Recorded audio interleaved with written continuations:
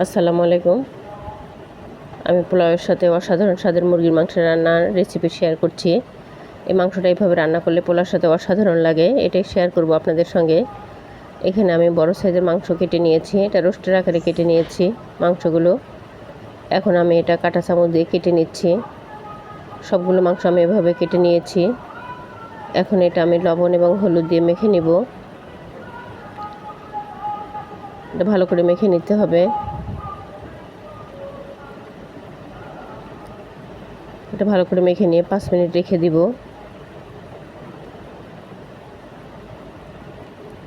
এখন আমি কড়াইয়ে তেল গরম করে নিয়েছি, মাংসগুলো ভেজে নিচ্ছি। এখানে এটা হাই হিটে ভাজতে হবে, না হলে কড়াই লেগে যাবে।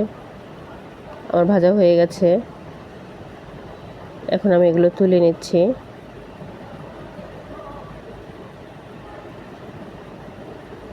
আমার হয়ে গেছে। এখন আমি তেলের মধ্যে তেজপাতা, দারচিনি দিয়েছি, সাদা এলাচ দিয়েছি এবং পেঁয়াজ দিয়ে আমি এটা ভেজে নিচ্ছি।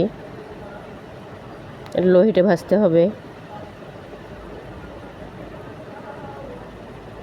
আমি এখানে আরেকটু তেল দিয়ে দিচ্ছি,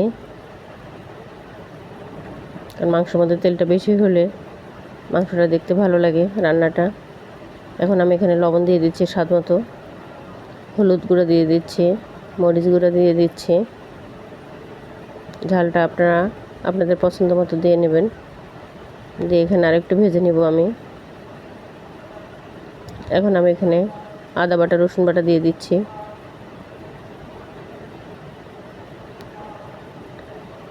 দিয়ে এখানে আমি আরও এটা 5 মিনিট ভেজে নিব।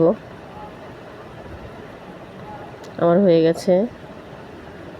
এখন আমি এখানে জিরের গুঁড়া, ধনে গুঁড়ো দিয়ে দিলাম, দুটো একসঙ্গে আমি গুঁড়ো করে নিয়েছিলাম।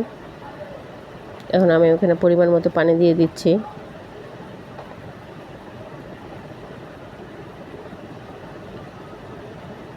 দিয়ে আমি এটা ঢেকে দিচ্ছি।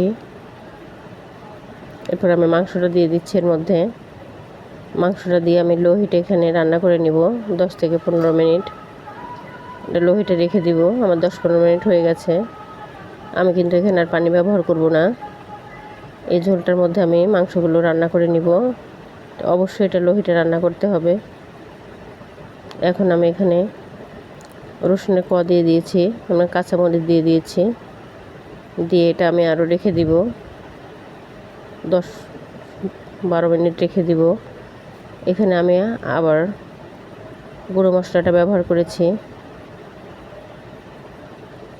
এটা খেতে অসাধারণ লাগবে। এভাবে আপনারা রান্না করবেন। ভালো লাগলে শেয়ার করবেন। আসসালামু আলাইকুম।